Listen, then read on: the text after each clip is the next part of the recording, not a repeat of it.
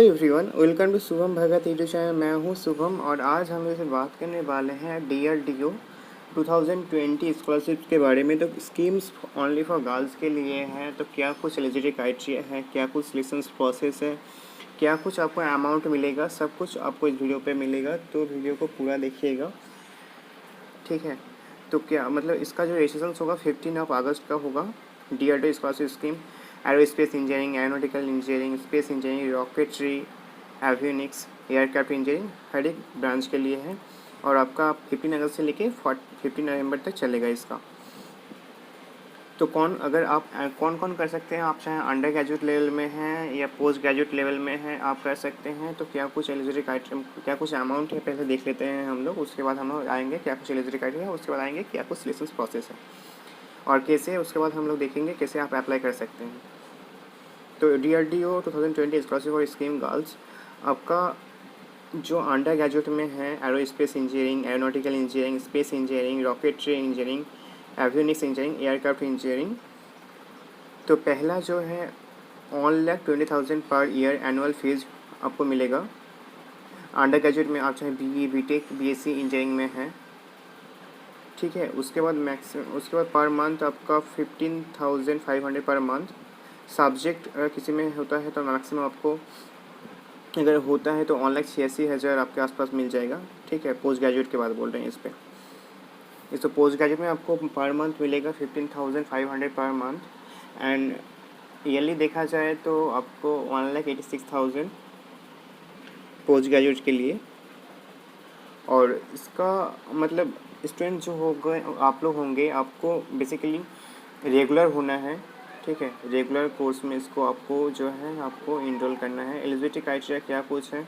Eligibility criteria aerospace engineering, aeronautical engineering, space engineering, rocketry, avionics, aircraft engineering, under graduate BE, BTech, BSc engineering के लिए आपको first year current academic year में भर्ती होना चाहिए इसी किस डोमेन में, जो डोमेन है तो बताइए आपको। इस डोमेन के साथ साथ आपके पास JEE का मेन, JEE का जो एडवांस एग्ज़ाम होता है उसका वैलिड स्कोर आपके पास होना चाहिए। और दूसरा है जो पोस्ट ग्रेजुएट के लिए आपका भी सेम प्रोसेस है। आपका ग्रेजुएट में 60% मार्क्स होना चाहिए। अगर CGPA आता है AICTE MHRD की तरफ से जो गाइडलाइन है उसके हिसाब से CGPA जो आता है 6.75 अगर होता है तो आप अप्लाई कर सकते हैं। और साथ ही साथ आपके पास एक वैलिड गेट स्कोर होना चाहिए, ठीक है। पोस्ट ग्रेजुएट में सेम है ME, MTech, MSc engineering, aerospace engineering, aeronautical engineering, space engineering, rocketry, avionics, aircraft engineering. तो यही था, तो आपको बता दिए। अब इसके बाद जो भी होगा आपको चैनल पे मिल जाएगा। तो इसका जब भी स्कॉलरशिप मतलब चालू होगा ना, तब आपको बता देंगे। सिलेक्शन प्रोसेस क्या होगा? सिलेक्शन प्रोसेस आपका यही होगा, आपका जो JEE का एडवांस का जो आपका रिज़ल्ट होगा, आप जिस कोर्स में होंगे आपको देखा जाएगा। अभी ऐसा कुछ नहीं बताया गया है कि आपका कोई एग्ज़ाम होगा या नहीं। एग्ज़ाम तो नहीं होना चाहिए, लेकिन आपको जो मेरिट बेस में दिया जा सकता है, ठीक है। आपको मेरिट बेस में दिया जा सकता है। और अपना एकेडमिक एरिया को थोड़ा सा मजबूत करके रखिएगा, क्योंकि मान लीजिए आपको अभी 60% मतलब इसके बाद अगर बताया गया है आपका जो कॉलेज का क्राइटेरिया होगा मिनिमम आप 77 CGPA के अकॉर्डिंग रखिएगा, 7-8 CGPA के अकॉर्डिंग रखिएगा। 70% के आसपास अपने ग्रेजुएट में रिजल्ट रखना है आपको। अगर अच्छा होगा आपका, मतलब एक बार अगर पा सकते हैं तो आपको दिक्कत नहीं होगा। अगर आपका फ्यूचर में भी आप जब भी किसी जॉब में जाते हैं, अगर किसी प्लेसमेंट में बैठते हैं, आपको प्लेसमेंट में 60% मार्क्स में बैठने दे दिया जाएगा। लेकिन एंड ऑफ द जब भी आपका मान लीजिए 100 बच्चे बैठे हैं उस पर और लास्ट में उनको रिक्वायरमेंट है 3 या 4, तो क्या होगा? सब तो अप्लाई कर सकेंगे। उसके बाद क्या होगा, जब अगर सबका रिजल्ट मतलब सब कुछ सब जो लोग हैं क्वालिफाई कर रहे हैं एक एक एग्ज़ाम को, एक एक टॉपिक को, तब क्या होगा, मेरिट बेस पे आपका जो है अच्छा आप आगे जाइएगा। तो आप जब भी स्कॉलरशिप ओपन होगा और पोर्टल पे, तो अपना स्कैन कॉपी अपने पास रखना है सर्टिफिकेट का जो भी है सबका।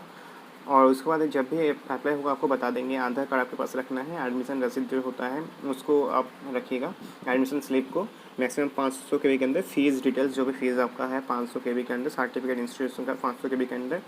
प्रिंट आउट सबमिट अगर कर देते हैं उसके बाद कोई आप उसको सेव करके रखिएगा। तो यही सब था और कुछ खास नहीं है। तो उम्मीद करता हूँ कि जो कुछ बताया गया मेरी तरफ से सब कुछ समझ पाए होंगे।